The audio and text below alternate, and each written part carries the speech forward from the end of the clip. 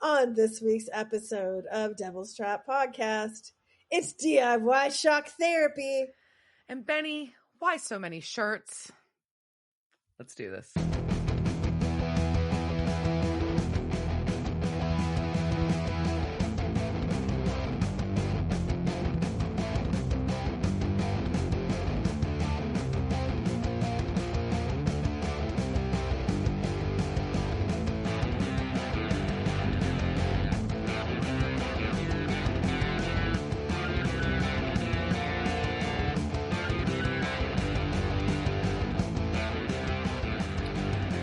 Welcome to this week's episode of Devil's Trap Podcast. I'm Diana. And I'm Liz.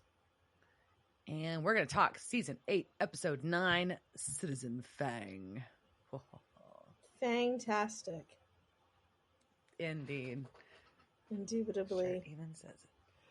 There we go. All right. How are you this week, Liz? I'm sore. Sore? Yeah. I know.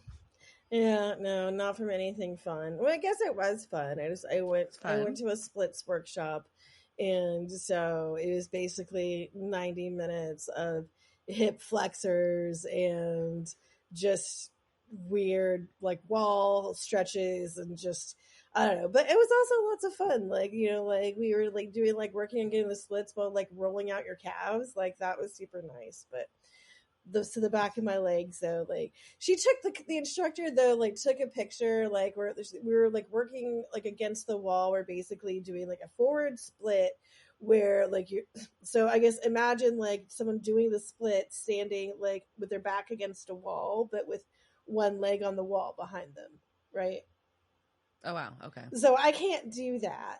But, you know, but to work on it, what you do is you basically put your leg up, you know, in like kind of like a perpendicular way, and then you like work, and then eventually you work, and then you're all the way flat against the wall, and you're doing the splits. Like, I don't look like that though. And the instructor, like, there was people in this workshop who clearly did, and the instructor was like, "You all look great. Can I take a picture?" And I'm like, "Oh my god."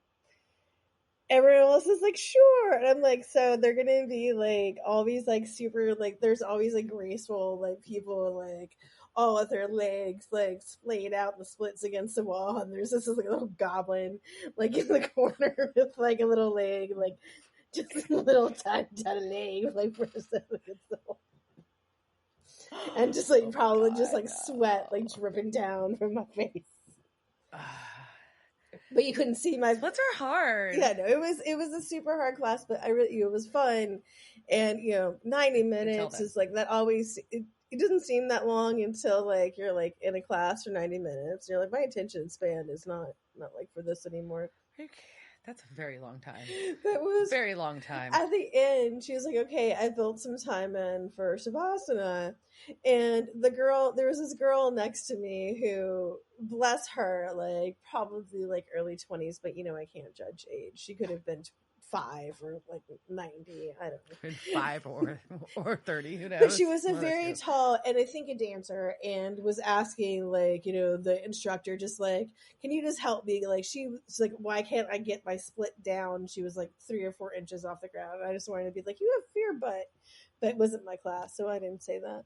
And but when we get to the end and the instructor is like, we have time for Shavasana, that girl goes, are y'all just doing yoga stuff now? And everybody's, because there's like, it's just like 6 or 7 people in this class. And everyone's kind of like, what? And we're just like, yeah, we're going to lie down. And she's like, well, yeah, we're just going to rest. I'm going to come around and like put a cool towel on your head with some essential oils. And I'm like, fuck yeah, like, and all the rest of us are like, this is what we're here for. And she's like, yeah, I'm gonna go, I just wanted to work on the splits. And we're like, and she left, the door shuts, and everyone's like, what the fuck? And like, I feel bad because as a person who sometimes thinks like, and I know this is apparently an ADHD trait that you think other people are talking about you, or maybe it's a narcissist thing, but that poor girl should know that we were all talking about her when she left, and just not understanding why she wanted to leave before they turned off the lights and they put a cold towel with like some nice essential oils on it. And like that instructor I really like, who's when she goes around, I'm sure she's doing some yoga thing, but she like presses it into your forehead, like right into your temples, and then kind of like drags it down, like, so it's this nice little forehead massage while aromatherapy is like drifting over you. And like I just like fucked a wall. Like I would really like to have this essential oil, but I don't know. I just like, are you guys doing yoga shit? Was like the funniest thing. I mean, I feel splits. I feel splits, girl. I feel splits, girl. I do too. And but I also would.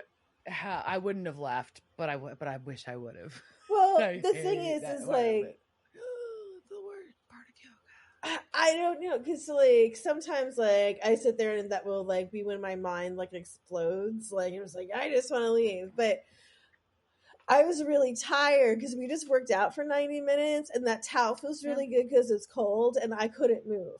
So yes, I want to lie there like a bug or a corpse for like a good 5 minutes. And it's not because I'm trying to reach a conscious self. It's I just want to lie here with this cold rag on my head because it feels good. Yeah, that's okay too. Oh yeah. So what about you? I went and I guess what have I done? I went and ate a delicious dinner at Niwa for meat night on Leap Day, which was super yummy as usual. And then we went to Billy Bob's in Fort Worth, world's largest honky tonk. And you took an epic picture.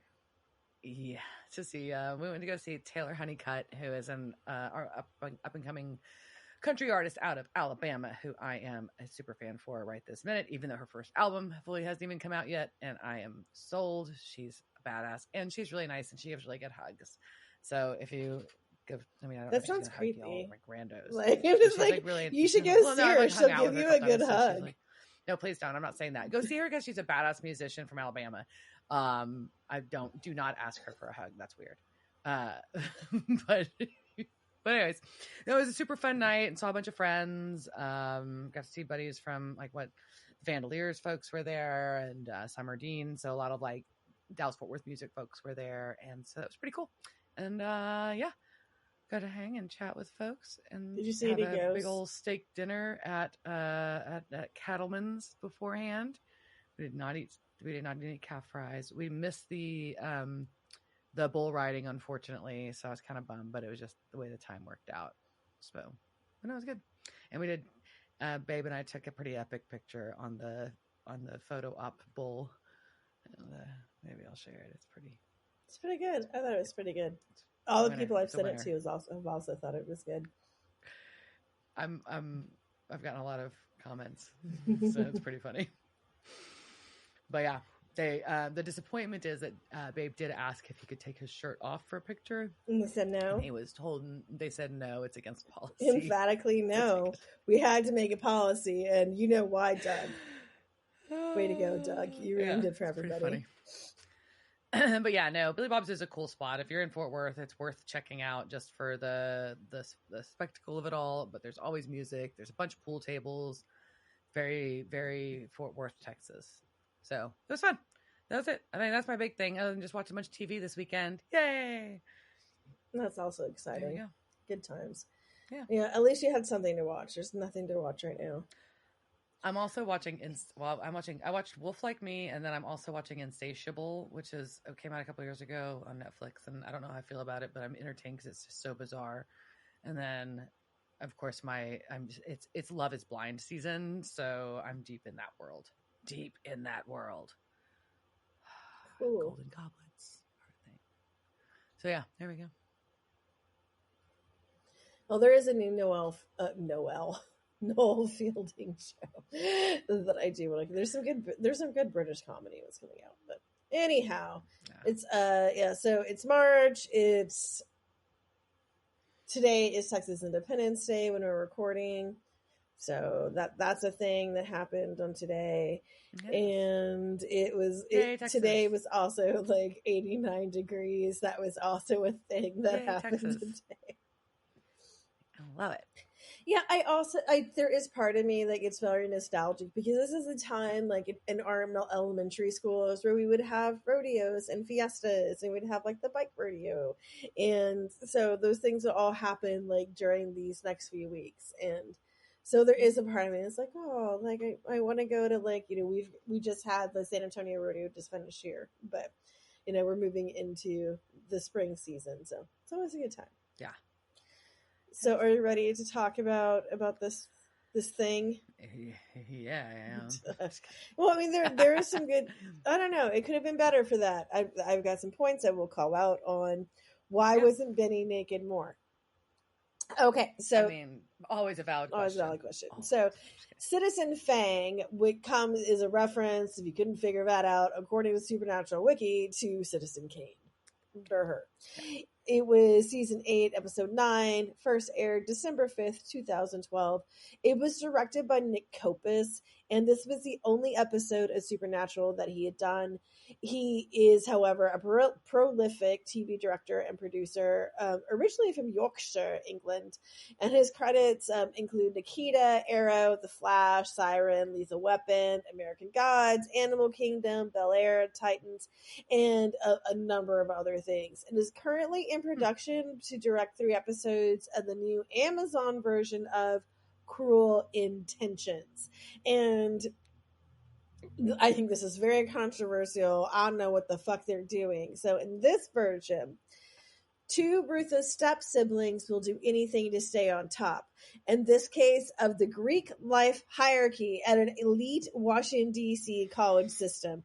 They'll do, after a brutal hazing incident threatens the entire Pan-Hellenic system, they'll do whatever's necessary to preserve the power and reputations, even seduce the daughter of the Vice President of the United States. What the fuck does that have to do with Cruel Intentions? I mean, obviously, I can see like the power things, like we'll go, but y'all made it Greek. Weird.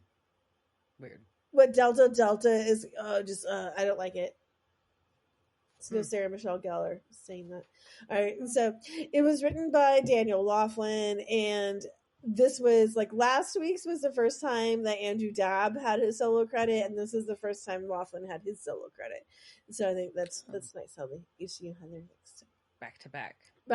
So our intro, our prequel, our recap starts off with the flashback to the mental hospital with Martin. Yes. And Amelia Dawn crap, and then Benny. Yeah. Yep. And our episode opens at Goodry's Cajun Cafe in Carenco, Louisiana. And they've got oysters, po' boys, and gumbo, and that sounds so good. And they have this neon, and it's got the super alligator. And it's like alligator. And then Born on the Bayou by CCR is playing. And this is a real place that is outside of Lafayette. Oh. Is it? Yes. That's exciting. Yes, no, I almost went there this week, but I had shit to do. Your research trip? I was like, I will jump. I was like, well, the problem is also because it's Lafayette. Like, it's just, you have to fly, like, you can fly into New Orleans and then drive, like, it's like a 2.5 hour drive from New Orleans. And then it was just like, this is the only time, like, I would consider going, like, March. Like, it's, the mosquitoes probably aren't that bad. Yeah. Well, we've got the woman behind the counter is telling Benny how to shut things down for the night, but she calls him Roy. And we find out her name is Elizabeth. And so she's getting ready to leave, and she walks out, and Roy's going to shut things down for the night. And there's old dude at the counter who's creeping on fucking Elizabeth. Gross. And then we've got Martin is sitting at one of the booths drinking some coffee. No, he's not drinking his coffee. He's banging his coffee cup on the table and asking for a refill like a douchebag. Fuck you, man. Like, immediately, I'm just like, fuck you. That's so rude. Never, ever. I don't know why I should have to say that. Like, you shouldn't have to be told to not do that. No? Well, Benny closes up. It's all dark. He's walking through the woods near Yeah, there. so I don't know what's happening. Elizabeth gave him a very long list of instructions about how to close down, and they were very specific. And he left, and those neon lights are all still on. And I think that is a close down fail. I think you have to close those things off. One, you're just wasting electricity. Two, like, that electricity is probably really old. It's been there for a while. Like, that neon could catch fire. And then Gujaris, or whatever the fuck is that in Cajun, is just gone. I don't know. I don't know if you're supposed to turn the neon off. There was, like, a lot of excessive neon that, like, I would say it gets turned off. And just, you don't generally, like, if you drive down the street, like, there's usually neon lights that are gone. So. Yeah. Well, Benny's walking through the woods for some reason, and Martin's stalking him, and then Martin trips and falls over a dead guy who's the old dude who was creeping inside. And Benny's not there anymore. Oh, no. Oh, no. And this is what you get for running in the woods in the dark. And then we go to a Lost in the 50s drive-in, and they've got pies and coffee and corn dogs and hamburgers and hot dogs and onion rings and french fries and sandwiches. And I was really hungry when we watched this episode. I was very hungry now. But those things all sound very good, and I would like them all. Like, as a buffet. Sam and Dean are getting food. They are getting food there. And Sam is on the phone with Martin about a vamp kill in Louisiana. And Dean calls out. He's like, "You being crazy, Martin? Like, WTF?" And Sam's like, "Oh, yeah, he's been discharged. He's back on the job. So I'm helping him get back into the hunter game by tracking Benny." Right, which is just a douche thing to do. And so, like, while they're talking over this, Dean is also just getting dreamy over the etouffee that is in Louisiana, as you do. But also, at that point, could you see a scuff mark, like, on Dean's face? A scuff mark? If you didn't, like, so while you're watching the scene, if you go back and you look in the car, like, he has got, like, some scuff marks, like some like scabs that are like on his forehead. So Diana, I'd like to, like, why do you think he has those on his face? Because that didn't happen in the last episode. So I don't know. Why does Jensen Ackles have these scratches on his face? That's a good question. Take a guess. Sounds like a continuity error. It sounds like he was doing a fight scene for something else and they shut out of order. Okay. So that's a real thing that is on Jensen Ackles' face. Okay. I am going to share you the story of this, and let's see how this fucking goes. And maybe I'll just try doing this. Okay, that, and I'm gonna see if you hear audio. No, you don't hear audio. Son of a bitch. Why? Why do you do this to me? Okay, let's try this another way. Oh, so put a pause here to mark so Dave can go in and show this. So, let's see. I don't know why you don't test this shit out before. Because it's more fun this way when we do it on the fly. Toronto, we've had a long dinner that probably involved wine. And Jensen, for some reason... wine or tea that we had that night? I can't remember. I think it was a lot of tea. And Jensen, for whatever reason, looks at me and goes, slap me in the face. I'm not one to be told twice, so I reared up and he's like, dude! Pulls out half a tooth. So it's like, I didn't mean like that. I'm like, you said slap me in the face, man. I'm loose. Like, what am I doing? So, then I carried on. Yeah, just so you know. So that was the spirit with which we went into a wrestling match. Like, that had just happened, and we were like, you know what we should probably do right now? We should move the coffee table in the hotel room, and we should just, try to kill each other. Sounds makes sense to me. And we did. We really wrestled pretty seriously. Pretty vigorously. there was one point when, and we'd had so much tea that we really couldn't feel. We couldn't really feel anything anymore. And I was like, I'm wrestling Jared, and Jared is, he's a little guy. And at one point, he had me pinned, and he was pushing on my arm in some way, but a normal person would have been like, all right, I tap out, I'm done. But I was like, Misha doesn't have those. Fuck him, I'm not going to tap out. I'm not tapping out.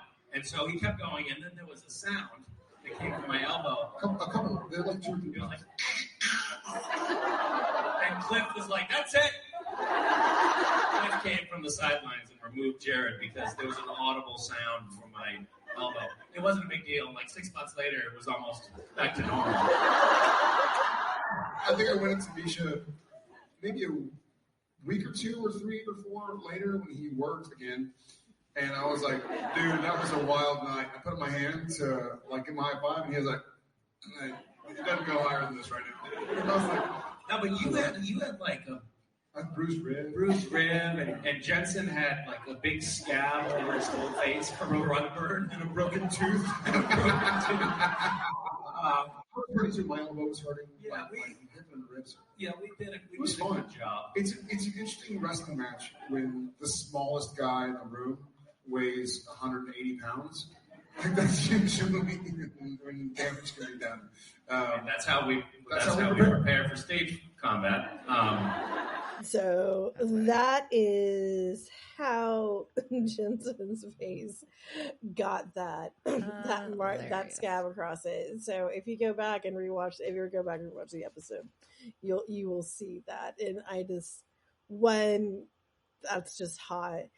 So I'm like, so really, like, it's like dudes like imagining chicks get together for slumber parties, and we have pillow fights and shit. And I'm like, what? We're like wrestling. Like, rip off your shirts and fight each other. So yeah, I don't know. So I wish I could have seen that, but anyways. So yes, the crazy caller was Martin, and Sam has been tracking him for the past week. Yeah. So Dean is pissed, but like, fine, we'll go look into this if there's supposedly a vampire victim.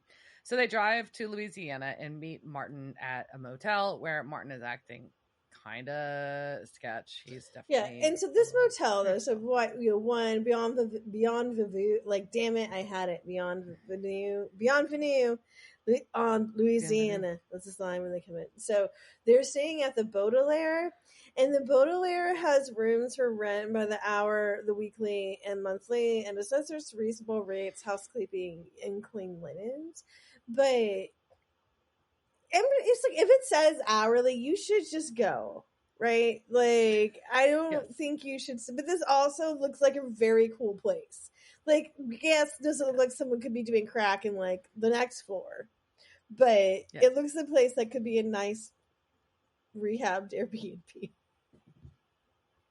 Anyway, so in the Baudelaire, Martin is just cracking out. Yeah, he's a little out there, and basically, Martin gives a lowdown that he's working at a gumbo shop, goes by the name Roy, and all that, and Dean's kind of like asking Martin, like, "Are you all there? Are you on a full charge?" And Martin says, "A little shock therapy in the morning." That's all he needs. And I'm pretty sure he's giving himself the shock therapy. Like he's just going outside with some like jumper cables and his truck battery and just. That's not usually how that treatment is administered. Anyways, I'm not a doctor. But basically what it comes down to is he never saw Benny kill anybody. He just thinks it's sus. And he's convinced it's a vamp because Benny's a vamp. Period. The end. Dean's like, nah, I'm not convinced. This is not going to be a fucking witch hunt, and I'm going to figure this out. And Martin's just like, how the fuck does a Winchester owe a vampire anything? And but Dean's like, too fucking bad. I'm going to go figure this out. I'll be back in a few hours. Bye. Well, and he literally asked Sam for these hours, right? And he's talking more to Sam than to Martin. Oh, he is. And He's ignoring Martin. He is not. Dean is not sold on Martin being involved in shit. Yeah, and I don't understand. Well, I do. I think Sam's just being butthurt and lashing out at Dean, and doing this and lashing out because Dean loves Benny and he doesn't like being the second. I don't know. So there's something like just. I don't feel like a rational Sam would be making these are all anti-Sam behaviors. Like it's very odd. Sam it's should very, be it's very we give not a like we him. give a vampire a chance, right? And also Yes. like maybe the crazy guy is fucking crazy. But yeah. Sam's like, okay, you can have a couple of hours, no more. Yeah. It's weird. Anyways, so Sam kind of gets Martin calmed down a little bit, and while Dean leaves, and then Sam gets a flashback. But Martin wants Dean to go behind Dean's back, which is immediately like I hate like. I know, like, I came into this hating Martin because I knew, like, what happened during this episode. So I already, like, had extra Martin hate. But you want to go behind his, like, this is all. It's just, this episode makes me so frustrated and so mad. And I just want to take Sam and just maybe, like. The episode is full of lies. There's so much fucking lying and shittiness to each other in this episode all around, and I'll just call it out now. Yeah, so like maybe like I want to like go back to where like in that YouTube thing where Sam was like, you know, and then Jensen asked me to slap him. Like I want to slap Sam real bad. Yeah. But I don't know. It's just we're back to this horse shit of a flashback, whatever. I'm gonna go look up recipes for boudin. So Sam and Amelia are at a house and they got the dog and she's trying to figure out what she's going to say to Dawn. And Sam and Amelia agree they don't want to give each other up, but she needs a few days to clear her head. Okay, that's like two different things you just said there, ma'am, but whatever. Dean's going to go get some fucking gumbo. So that's what matters now. Or is he getting gumbo? What's he getting? He was going to get... Oh, so we were to the cafe. So we were done with the flashback. We were to the cafe. Yeah. Let's make a point. We're done. Okay, so we have transitioned, and there are a lot more people at this cafe this time. Like, it all like is lit up. Yeah. It's very cute. There's all sorts of things. And Elizabeth has dropped down a menu in front of Dean. There's just like, I know what you want. Well, he's like, I know what I want. And she's like, let me guess. You want the gumbo. And he thought he wanted the gumbo, but then he saw that they have pie. Woo! This is PB's Playhouse. So it would be pie is the secret word of the day. Pie is the word of the day. Yeah, so we're doing a giveaway. We don't know how this is going to work, but so the reason, like, I've got this pie thing that we're going to ship to somebody, and it smells really good. And my house smells like cherry pie. And your house can smell like cherry pie. So Dean is fucking with us because basically he's like, I want pie, and then she's like, pecans is special, and I would be like, but they show cherry pie, on the screen, and so like I'd be like, I don't want pecan pie, I want cherry pie. Like, why do you want pecan pie, Dean? She just showed you cherry pie, so. Well, there's cherry pie on the counter, but she says pecan's the pie of the day, and she goes to get it for him, and guess what? They're fucking out of pecan pie. Yeah. So Dean gets no fucking pie after this whole thing. Yeah. What the fuck? So the secret word of the day, and we'll figure out, is going to be pecan. If you say pecan, you can't get anything. The word is pecan. And I also really don't like pecan pie. Really? No, it's too sweet. It's not my favorite, but I like it. Like I can eat the underneath the pecans by itself, and then I can eat the pecan separately. Like, you can split it, and then it's okay. Anyway, so pecans the word of the day. Also, there is a pictures like on the register, and there's a picture of Benny with his arms around Elizabeth, and this has the timeline of this seems to me like it seems weird. Well, Yeah. he says that he's been working there for 2 weeks. It seems like they just got out of purgatory like a couple of days ago, but I guess like time is like No, it's been time. It's been a longer time than that. Yeah. It's been like a couple months. I don't know, but like long enough for like them to like be chummy enough that she has a picture of him on the register. Like, I don't know. That 2 weeks seems a little short for that, but either way. yeah, okay. So yeah, so Dean's trying to get a hold of Benny. He tells Elizabeth this, and she's like, well, he's like, I'll leave my number. And apparently he's gone fishing for a few days or some shit. But he's also very flirty when he hands his number to her. So he leaves another voicemail for Benny, and we cut to Benny where he sees Dean's voicemail while looking at a dead girl's body and is burying a body and then washes his hands. no, you can't just it's like a weird like time thing. I know, but you can't just jump over Benny digging. Now we love a man digging a grave on this show, and you can't just like go over it. So it's Benny's turn to dig, but I want to know, like, he takes off like his outer shirt, and he has like this long sleeve undershirt with suspenders on, and like it's Louisiana, and that's hot as shit. Like, quite warm. Just take that. Why is that shirt still on? And then like he goes to like wash the blood off his hands, he's got the other shirt back on already. Like, damn it, Benny! You can't water all over it. It's fucking gross. Not man. practical. It's not practical. Not practical. It's not practical. Well, Dean has found him and is armed and ready to confront Benny.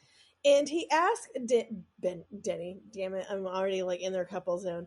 But he asked Benny who he planted, and I really like that phrase for burying things. Planted. Yeah, planted, right? And that sent me down a rabbit hole looking up other euphemisms and phrases for death and burial, because that's what I do now that I don't have a job. And I found this list on the website Cake, which is oddly not about cake, but a funeral and end-of-life planning site. So on there, Kate White has written about 36 popular euphemisms for death and examples, and we're going to go over a few because we don't have time to go over 36. So what we're going to do, Diana, is I'm going to give you the definition or some kind of hint, and then you just need to guess like what the euphemism or this phrase for death is, right? So like, I planted him, right? So our first one is going to be easy, so you get the hang of this, right? So this euphemism refers to the typical depth of a below ground grave. Like, what, 6 feet under? Yes.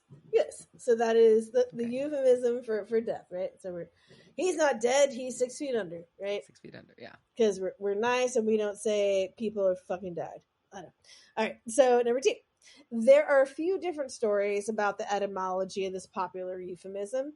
One common theory is that GI benefits paid out after a soldier's death so you can pay the mortgage on the family land.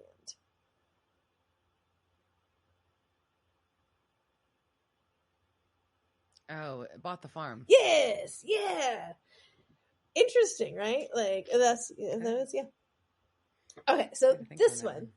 While nobody is quite sure of its exact origin, one rumor is this phrase refers to as a method to commit suicide by hanging, or that in a moment in death, a person stretches their legs and might kick a receptacle placed by them. Oh, kick the bucket? Kick the bucket.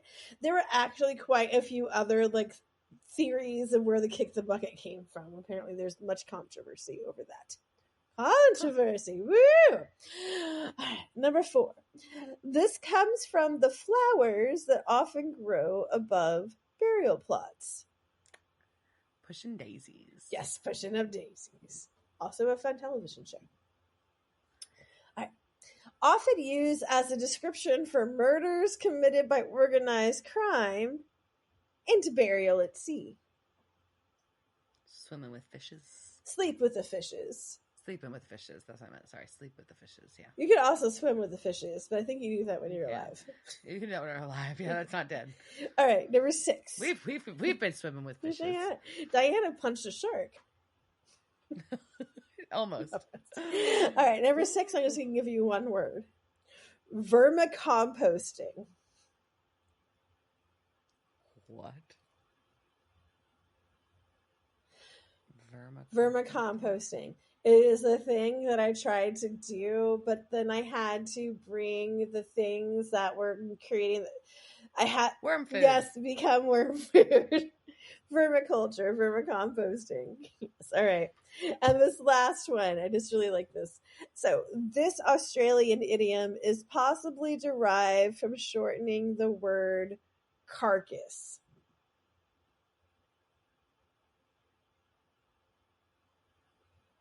I don't know. It's carked it. That'll, my mate, he just, he carked it. I don't know. It just sounds like a fun. Imagine somebody who could do an Australian accent saying that. Because I could try and do it. This would not be successful. No. So, but it's a fun thing. It's just, that's a fun turn of phrase for death. It is. Yes. So, all right. So back to our show, and Benny did not answer the calls because he did not want to get Dean involved. But basically what it comes down to is Benny claims that a rogue vampire named Desmond from the good old days has shown up and wants Benny to join his new nest, and that he's basically crewing up his nest and is killing people around Benny to try to force Benny to join. Which I don't think is a good strategy. Because Benny hasn't always been this cute and cuddly. Yes, and while he is cute and cuddly, I just don't feel like this is a good way to get your gang. Like, if I'm like, bitch, be in my gang, I'm going to kill your mom. Like, I'm not going to join your gang after you kill my mom. Like, we're not going to be friends. You can't sit with us. Well, I don't know. He thinks this is like a strategy, and that this is because also these like vamps that have been around for a long time and don't have any human connections probably don't understand this. So, anyways, Benny's like, yeah, he's just trying to fuck up my life. I'm in my own hometown. I've got this job at the cafe. I've got someone to hold me accountable because Elizabeth is my great granddaughter. Surprise! And I know about Martin following me, and it's fine. Okay, so slow down. That was important news that you just dropped. So this girl that, we had some perv earlier being like, can I take a swing at her? And then like had Dean being like, baby, here's my number. That is Benny's great granddaughter, which also means Benny had kids. We didn't really talk about that, and which we haven't really gotten to. And that makes me feel. We talk about his love. We talk about his love after he became a vampire, but not his human life. Right, and this feels very True Blood to me. Like this is like when Bill Compton came in, and like he had his great grand. That was what's her name? And like they were fucking, and they're like, ew. But that's not what's happening here. At least Benny was not porking her. They're just working together in a diner. Yeah. Well, Benny knows Martin's tracking him, but Dean's like, look, you've got 2 dead bodies and you've got 2 hunters fucking on you. This is not cool. So Desmond's got to go. And Benny needs to sit this fucking out and let Dean take care of it. But Benny's like, no, I'm not going to do that. So they can't do it. So, oh well. Dean goes back to try to talk Martin and Sam into stepping back and holding off. My note says Dean doesn't think he should expose himself. And then I'm just laughing because I'm thinking about Benny exposing himself. Well, Dean's going to try to talk Martin and Sam into standing down on this one.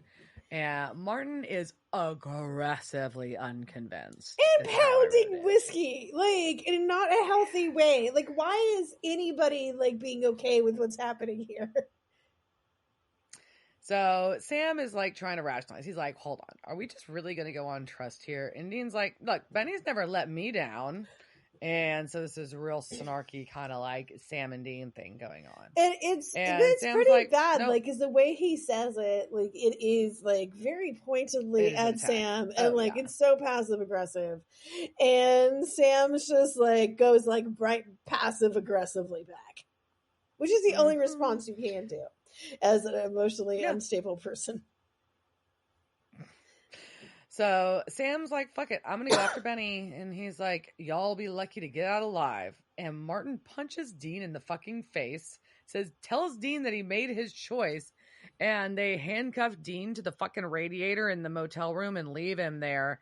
And as they're going down the hall, Martin's raving to Sam about how, and how their father should have been like taken, he'd be. John would have taken you out to the woodshed, and I would take you out too. And Sam then throws him up against the wall, and so then I have like this horrible, like, oh my god, now Sam is like physically like throwing this tiny, like, crazy person like against a wall, which is not good. This is but Sam's the one that brought him into this shit. And like none of this, I hate all of this. And Sam's just like, get in line, but Martin won't stop poking the moose, and you can't just poke the moose, and he's just like, you can't, like, he pokes him so bad that it goes into a flashback. So Sam has a flashback. He's drinking a beer at a bar, and a dude shows up. Obviously, it's Don, Amelia's husband. And he's like, I'm not here to fight. We're just in the situation. I don't blame y'all, but it's weird. I came back to this, and part of her loves me. Part of her loves you. But we got to respect her decision about what she wants. And he throws money on the bar and tells the bartender, Sam's going to need another one, and leaves. It's real kind of weird and disrespectful. But trying to be like super cool, like, look how mature I'm being, but it's actually disrespectful AF. That's my hot take. Cool. I was looking at recipes of red beans and rice, so I don't know what happened. All right, so Dean is unhandcuffing himself from the radiator, which takes him like 2 seconds, which is hot. But and he calls Benny, and Benny's like, I'm not scared. And Dean's like, no, Sam's going to really try to kill you. Like, he's not really worried about Martin. Sam will try to kill you. Do not underestimate my gigantic brother. Like, you've met my gigantic brother. He's a moose. Like, and Benny, like, you're a dude. Like, but like that fight would be nasty. Like, well, Dean's like, we've got to go after Desmond. You need to lay low. And Benny's like, nope. My fight, I can draw Desmond out. Son of a bitch. So Benny's going to go after Desmond. Well, Benny won't tell Dean where Desmond is until Benny's allowed to go with him. And then we get Benny just being like, are you in or are you out? And so thanks, Benny Clume, for that moment. Well, Sam and Martin are in the woods looking for Benny. And then Sam gets a text from fucking Amelia saying that she needs help and to come quick. WTF. He just ditches Martin in the woods. Martin finds like a photo of Benny and Elizabeth on the ground. Well, it's a picture that Benny was looking at this earlier when Dean called. But yeah, like the fact that Sam just gets in his car and the station wagon just drives off. It's like, fuck you, Martin. I'm going. Bye. Bye. This is the best part of this episode. Like, if we could have, I think Sam realized that he done fucked up bringing Martin into this shit. And this is when he's like, what the fuck was I thinking? I don't think so. I don't know. But Martin's just like, Winchesters. Mad. So stupid. All I want, I just want, they should just, have never have found him, and, he just gets eaten by an alligator, and that's how it ends. That'd be better than what happens. Yep. So, Baby's, we come from that to Baby pulling up to the camper where Benny is just chilling with his machete. In, a shipyard, and they go to Trunk, and they've got, Dean's, loading up on giant syringes of, is this dead man's blood? It's dead man's blood. I assume? Yeah. Okay. Because I was also like, or did they save a bunch of the Leviathan infected blood that also upset vampires? But I guess not. It has to be dead man's That would have been better. That would have made more sense. Maybe, I don't know. Maybe it is the Leviathan I guess both blood. work. I just thought it was interesting. I thought dead man's blood doesn't kill him. It just makes him all, right? I don't remember. Okay, sorry. Lore fell. But yeah, so like I think it kills them. I think it kills them. But either way, so but so does the Leviathan. yeah, that's blood. what I'm saying. Like I would go with the tainted Leviathan blood. too. Both could. So, but they're walking around with flashlights, and this is where I just say you need thermal imagers, man. Like you can't just be walking around these dark things without a thermal imager. Like you should be able to see this little like, and I don't know what the heat sensor a vampire would have, but I mean they're cold blooded. I'm guessing, but I'm sure they would still show up. Maybe. Like I'm relying the fact that I can use a thermal imager to see a snake. So I'm assuming you can see a vampire. That's probably true. So they go into this building with machetes, and there's something following them, and all of a sudden we've got a fight right away. Desmond's fucking there. Dean's getting beat up. The syringe gets shattered in his hand, but and Dean gets like a cut on his neck. It's real weird, but the Desmond's dumb enough to lick his hand after the syringe breaks in it. I don't know why the fuck he would do that, but okay. Good, I guess, because it distracts him enough that Benny can behead him. Yeah. It's very odd. But we do get a scene here where we see vampire tendency Benny, which is we get a heartbeat noise, and he is fixated on Dean's neck. He is, and just like that pulsing and that thumping just reminds Benny of all those nights that they spent together in purgatory. Anyways, so outside, Dean gives like Benny this line of things that like you're not safe, like hunters are gonna come for you, but I'm like, but why? Like why? Like who's Martin gonna tell? Like put Martin in the loony bin. Like fuck. Like case closed. Bye. Nobody's listening to Martin. Yeah, because it's like, oh well, his life is over in his hometown. I don't think and he so. Can't go back. And like. I don't know. None it's of real these weird. things it's implicated lame. Benny. Like he's fine. It's just Martin. Get rid of Martin. You've got no Benny problem. Well, and Sam. But either way, so Dean's like, yeah, you got to go deep underground. No, but it's not saying, because what Dean is saying, like other hunters, like it was this implication that, I know, like, but yeah, that's the main thing. But yeah, so he's like, there's one thing I've got to do first. Okay. So we cut to Sam driving, who's trying to call Amelia. Her phone calls aren't going through, so now we get a flashback. And it's him. Because it's 783 miles from Caracrow, Louisiana to Kermit, Texas, and that's an 11-hour drive. So you've got nothing but time for flashbacks. Yeah. But that's not really feasible in the storyline either, but okay. Sam's packing and tells her he's leaving. And she's like, oh no, Dawn must have threatened you. Yeah. He's like, no, I just doing the right thing. I want to give you a chance. And she's like, no. Anyways, it's stupid. So back to the cafe, or back at Goodry's cafe. And Benny is there with Dean. And they're like shaking our hands, and Dean's leaving. And Dean calls Martin, who is walking alone at night, and tells him, hey, by the way, Benny was telling the truth. It was another vamp, and we ganked him together. Fuck you, brah. Yeah, this is all resolved. It's resolved. Yeah. Do not follow him. There's nothing to follow. It's all done. And Dean tells to Martin to find a new line of work. He should have told him, go back to your crazy house. You belong. Like, go paint some fingerprints. Whatever. So we cut to Benny driving, and his phone rings.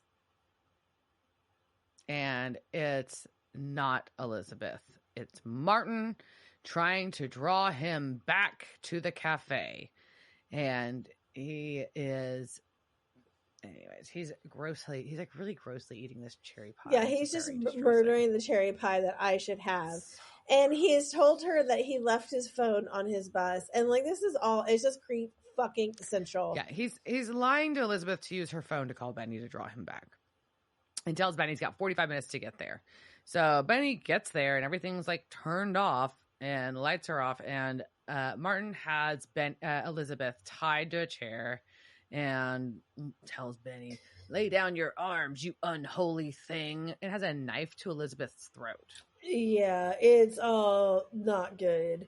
And Betty like is begging him to stop. And Crazy Martin cuts her neck enough to make her bleed and like make Benny vamp out.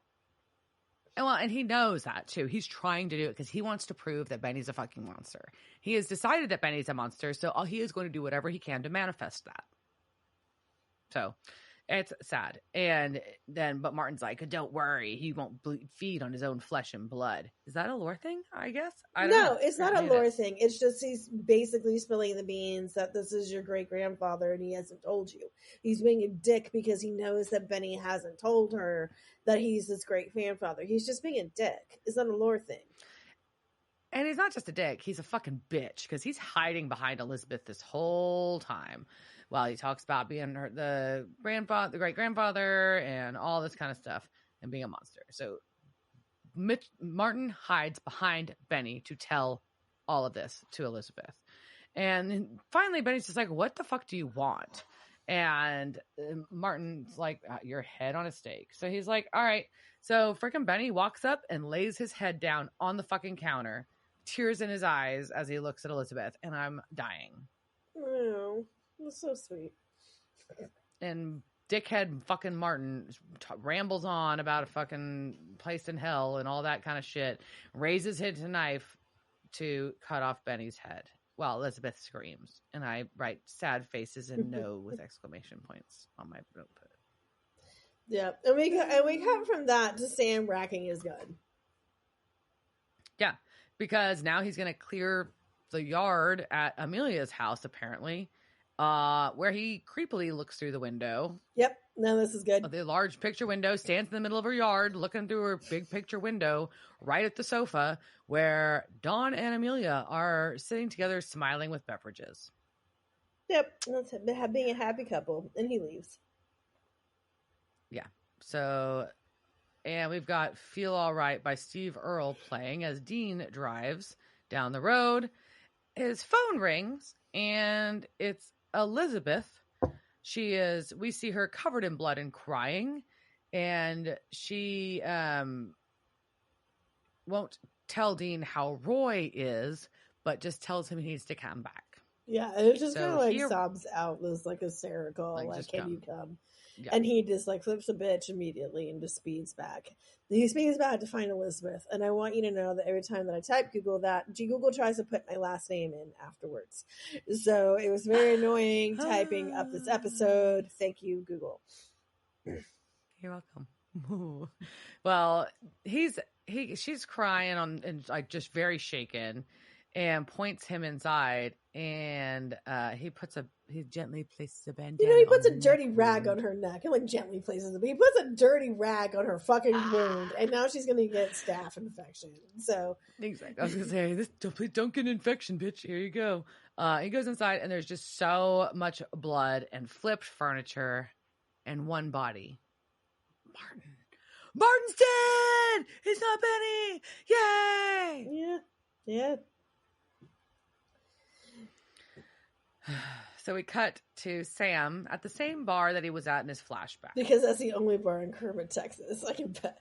Apparently. But it also looks like a bar, like I've been to that bar in Texas. Looks like a cool little country bar. Yeah, it was like we've been there. Yeah. And he looks at the text message from Amelia and he calls the number. And we cut to Baby, where Dean is driving, and the phone is ringing in the glove box. Wah.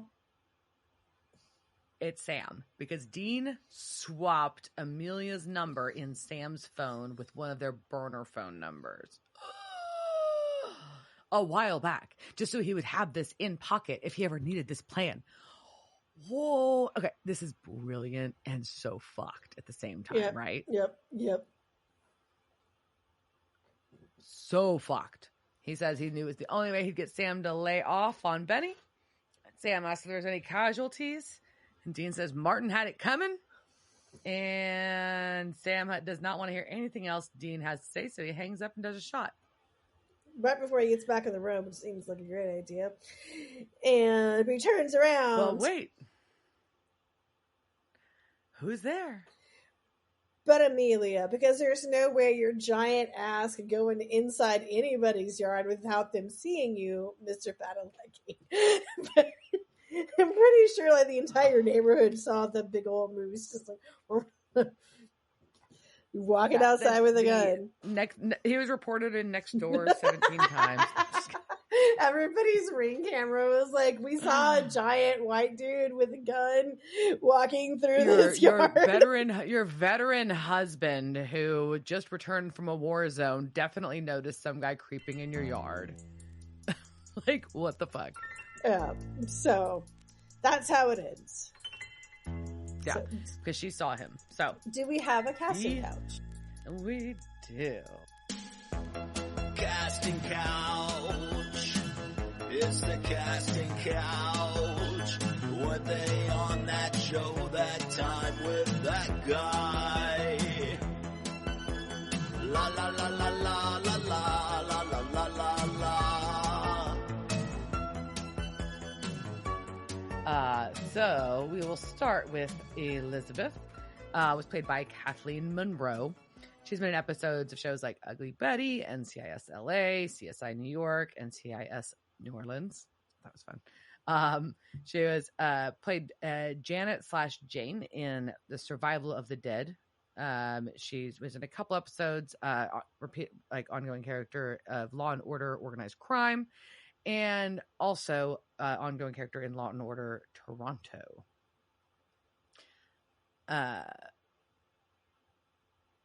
We've got our goodness, sorry, I lost my spot. Woo!